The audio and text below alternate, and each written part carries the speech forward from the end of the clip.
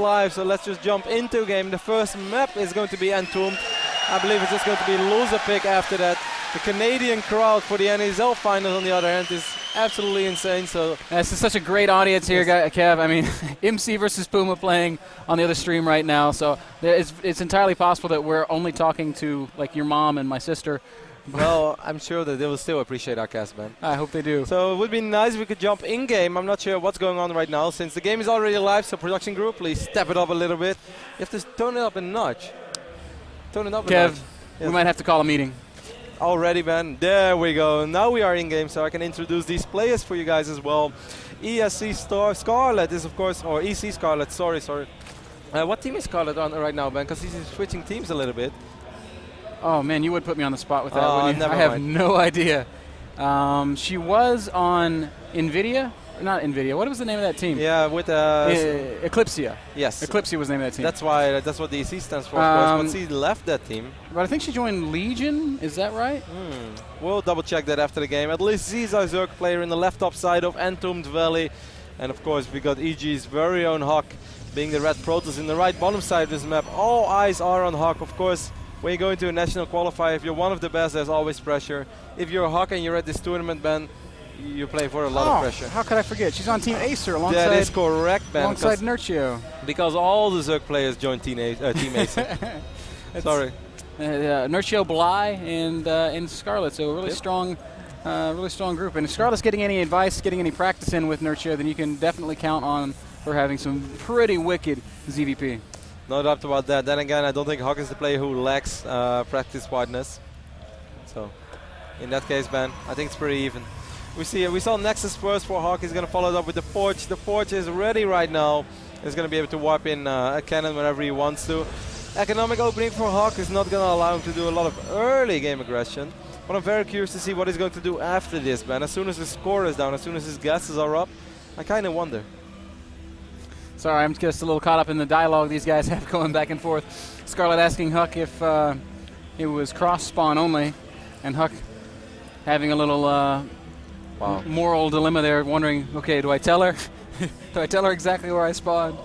I'm almost certain that WCS Entombed is essentially a two-player map, though, cross-spawn only. Yeah, and that makes it a much better map, I think. We saw super quick 3 bases for Scarlett. Pretty much as quick as you're possibly going to get it. But 4 minutes and 9 seconds in is when she dropped that hatch. Yep, she's got 1 queen out already. Second queen just now popping. You can get the 4-minute third hatch if you skip that initial second queen. So that's what she did, and now she is rocking and rolling with this, early game big macro. Huck, in the meantime, looking pretty standard. Hasn't added his third and fourth gases yet, but he does have both gases up in his main, and he's mining off those gases with all 6 probes. And he's Chrono Boost out the Stalker straight away, so he skipped the Zealot, doesn't want to waste minerals on that Zealot. He's going to wipe out that Stalker straight away. Of course, Hawk, we all know that he loves a little bit of gateway pressure, but it's been around for a while, and he's not researching +1, so I actually think we're going to... Okay, there we go. He is researching +1 right now. Scarlett! Oh, a little careless there. Had 1 set of Zerglings and lost them when the scouting probe came back home, and Huck, being so diligent, immediately sends out a new probe. Scarlett actually spots this with her Overlord. Yep. But more importantly, Scarlett immediately made 6 links as well. As soon as those first links fell, she replaced them with 6 more links. And look where she's rallying them, Kev. She's rallying them right into her third base where she expects that new probe to be going. Yeah, not only the probe, of course the Stalker as well. We saw TT1 opening up with 3 Stalkers. Hawk is not going to do anything like that. He's saving up quite a bit of minerals, so Hawk, where are your 3 additional gates? If you're going for that little bit of gateway pressure, and Scarlett is spot on, Ben. Oh, she's going to find it. Spots it. Very, very well played there. And, well, we talk about it often, Kevin, but this is one of the most important things you can do as a Zerg player when you're up against Protoss. You've got to keep those probes off the map so that you can avoid basically, those crouching probes, hidden pylons that are oh so deadly. Crouching probe, hidden pylon into GG, Ben. It's not going to be 4 gates. We see 5 more gates going up already. Of course, he has the gate in the front, so 6 gate opening for Hawk. And Hawk, how badly are you going to commit to this? We see the worker count right now, 41 against 45. That's kind of standard. 6 gates in this situation, not all that standard. Yeah, I'm really surprised to see him doing this, Kevin. I almost wonder if he's just putting the gates down in preparation for his third base. Entombed's a map where you can pretty easily take 3 bases as Protoss. Yep. And for him to all in here would, well, it would be a hell of a mind game. Also have a Twilight Council going down, so. Yeah, exactly. And he dropped both assimilators in the natural. And already Scarlett making a lot of units. Of course, he has to be ready for that 6th gate if it would come. She spotted no, actually he didn't see any. I thought this Overlord might have spotted 1 or 2.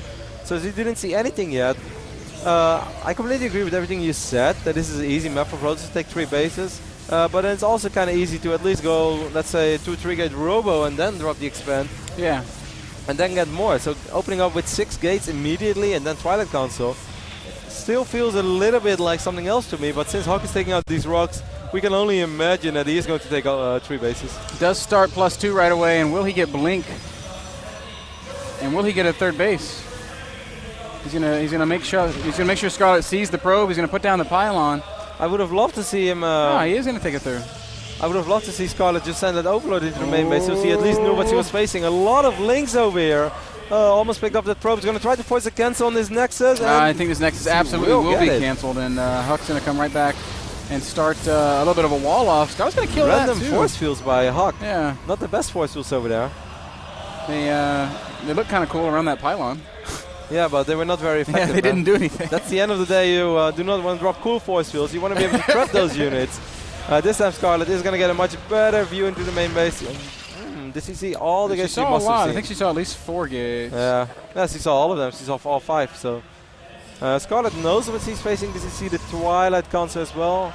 Yes, he saw that one too. So Scarlett saw everything. And she did. Scarlett makes Overlords a lot at a time. She's got a lot of supply room and 6 Overlords on the way. So that's not necessarily a mistake. It's always good to keep that cushion. She's got 70 drones. She's got a 4th hatch building. I mean, I like the way she's doing this. 10 more drones coming. She's going to be in great shape. And for whatever reason, she's not afraid of these 6 gates. She's just droning more. She's not making extra units. That's some pretty good game sense, Kev. Definitely. She's already on a lot of drones, as you said, man. 9 more on the way is going to put her up to 87, so she knows what she's facing, and she just wants to deal with these blink stocks with a ton of roaches, an insane economy, and those infestors for fungal growth. Of course, if you get one really good engagement against the blink stalkers and you fungal them, you take out a lot of them, you're going to be fine, but it's all going to come down to will that first fight actually be okay.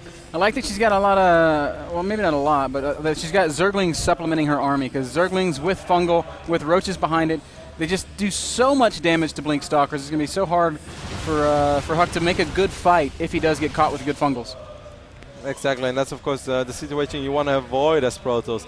Pathogen glands is as good as ready. Infestors are on the way, Ben, so Scarlett's army supply is going to skyrocket quite a bit, but I must say, like, Huck plays really his own style of PvZ. How often do you see builds like this, Ben? I don't know that I've ever seen a build like this. He went mini gates, and then he just dropped the Nexus. Which is, I mean, I've heard people talk about stuff like this in the past. I think it's something that White Rod was doing for a while, but it's not something that's very common. Huck saw all the units coming in and he knew it was time to back off, at least for a little bit with all the Stalkers. Do not want to end up losing them. So this is just going to be the sickest Stalker +3 army. He of course still has those sentries alive as well. He needed those forces to rely on them early on to survive against a lot of roach pressure. Scarlett's macro is pretty flawless, but I guess Huck is just going to try to hit before all those Broodlords arrive. I really don't like Huck's army against Scarlett's army. The only real exception being that Scarlett's not got very good upgrades. She's got +1 on her armor. Just now getting +1 melee. Tons of drones for Scarlett. 9 spines being built right now, 12 drones on the way. And Ben, 13 minutes, 20 seconds, +3 Protoss. That's pretty incredible. Pretty damn incredible. I don't think you're going to get it much quicker than that, no? Maybe if you got the Forge before the Nexus? Yeah, I guess so. But would he have the gas economy done to back it up? That's a question we will never know, at least not now. One queen might fall. Yes, he actually, wow, he blinked with all the Stalkers. I actually thought he would blink with only a few of them. Pylon is going up as well, as close to everything as possible. Oh, that's a nice little spot right there for that pylon. Scarlett's on almost pure Zergling Infestor, Kev, which is pretty good against an army that has this many Blink Stalkers in it. But 38 Stalkers should be able to deal with 79 Zerglings, though. What about 120? Yeah, it's going to be a different story. I love how safe Scarlett is with all the spine crawlers everywhere, with the Infestors, with all those Zerglings. and the Greatest Spire is on the way already. Hawk is going to have to make something happen. Yeah, he really does, and it's not a good army for attacking into spines either. Nope. But he is blinking around and looking for openings. Oh, Scarlett's actually just going to run in right now. So force far. fields are okay. Fungal's going down. Very Even good. some Infested Terrans supplementing that. Zergling's going to do a lot of damage to these trapped Stalkers. Does Huck have enough behind it, though? There's some pretty good blinks. There's a very good Fungos with the Infested Terrans as well. And more Zerglings. It's actually starting to look really good for Scarlett. Huck is losing a lot of units that he can't replace that easily. And Scarlett is still up 30 supply, and that's really the supply count that you want to have as a Zerg player. If Scarlett, I mean, she didn't win the game right there, but she definitely crushed that push. Huck cannot keep going with this many spines there and reinforcements streaming out. That was an excellent defense by Scarlett, and her Greater Spire is finishing now. So what does Huck do from this position, Kev? He's going to have a really hard time getting to 4th base. And his army is just not that great for fighting what Scarlett's throwing at him. Oh, sorry, Ben, 1 sec. Actually, I'm half blind right now because I just lost the contact lens, but it doesn't matter. Huck is going to try to go for it once more. All the Zerglings screaming in. Infested Terrans going down as well. And Canadian crowd reacting as I think MC just 3-0'd Puma. More Stalkers and Zerglings fighting here by this pylon. Huck knowing that he's got to make something happen here. He's microing very, very well. Beautiful blinks. But the Broodlords are out now. It's only a couple. But there's plenty of Infestors there to support and Zerglings as well. And this is still, I mean, it's getting maybe a little better for Huck. But how do you attack into this? You just can't. He can. He's really going to have to fall back. He does have the economy to fall back. But he has a little bit of a bank, so he could immediately drop a Nexus. But there's been a Zergling at his 4th base all along. And that makes Scarlett's life so much easier right now. Needless to say, Ben, Huck is in quite a bit of trouble. More than that, Kev. I mean, this is just, there's nothing in his army that deals with Infestor, Zergling, Broodlord. It's just Blink Stalkers, man. This is like the best thing that Scarlett could hope for. Actually, he's got a little bit out of position right now. So he doesn't have that many Fungos. He has a ton of Infestors, but most of them are very low in energy. So I actually think Huck might be able to make something happen. But it's impossible, Kev, because Scarlett has adrenal glands. Look at how fast the Stalkers fall. Broodlord's adding some nice support. Huck trying to reinforce. Scarlett actually doesn't have any units right now. She's going to lose a lot of Infestors. She's going to lose one Broodlord. Second Broodlord very aggressive blinking there. But he still has so much to fall back on. Army supply 73 against 38. Man, that is... and a better economy, a much better economy. There's still no 4th base for Huck. No even attempt to take a 4th. Scarlett's at 2-2 now on those ground units. And Huck is he's just continuing to build Stalkers, and he's continuing to try and make this happen. But there's 11 Infestors right now, Ben. They've been gathering energy for quite a bit, and we're going to have 6 Broodlords soon. This is a fight that Huck can't possibly win. Certainly I agree with you. Huck's trying to keep a forward position out here on the map, but Scarlett closing in on a max right now. And I mean, I really love Scarlett's play. This has been some very, very clean ZVP, and she's couldn't have been any better than this. Huck played a slightly unusual strategy, super quick blink, +3 Blink Stalkers, and then Blink Stalkers only. But everything that Scarlett's done so far was good. Huck is going to drop a couple of force fields. Wow, nice Fungal right there and all the Zealots. But when Protoss makes Zealots in this phase of the game, man, you know this game has not been going the way that Protoss wants it to go. You're so right. Fungal's doing big damage. Zergling's doing the rest. Broodlord's not even needed in this fight, as Scarlett is just going to crush everything Huck has. She's got 100 supply lead, 91 workers against 66, but it's 5 bases to 3. And really, Kev, the main's mined out. The natural is thinning. And that third, it's not going to keep Huck going for long, and I think this game's over. Scarlett just took her additional bases way on time. The 4th base was really quick as he was safe with those spine crawlers there. There was a small window where I could see Huck's strategy working out and him making something happen. But Scarlett was just very well prepared. He had everything on the right moment.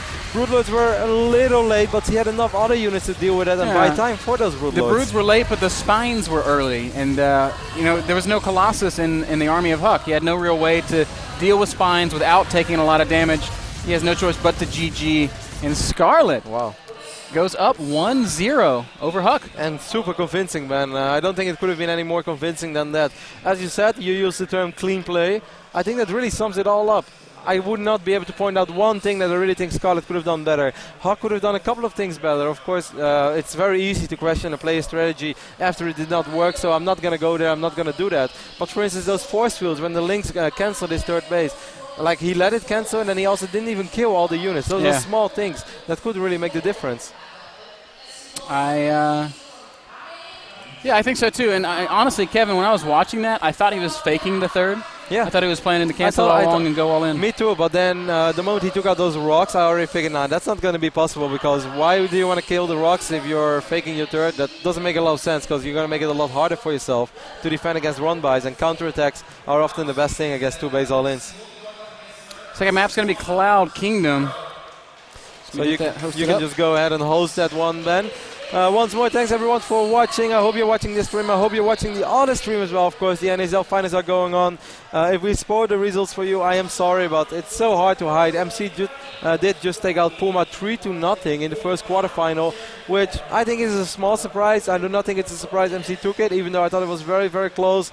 I would have given a slight edge to MC just because he's been playing really, really good lately, as in the last 2 years pretty much. Of course, he has his minor ups and downs as well, but that pretty much speaks for itself. But still, a 3-0 is a very clear and convincing victory. Yeah. And, you know, I said that MC is my favorite to win this tournament coming into it, and that win over Puma, 3-0, wow. That's going to give him a lot of momentum going forward. He's definitely got a tough road ahead of him. He's going to face either Stefano or Hero. But who's going to win that one, then? I have no idea. I kind of think Hero's going to take it, but I really don't know. All right. Anyway, guys, we are going to take a very short break. When we get back, game number 2, Scarlett versus Huck.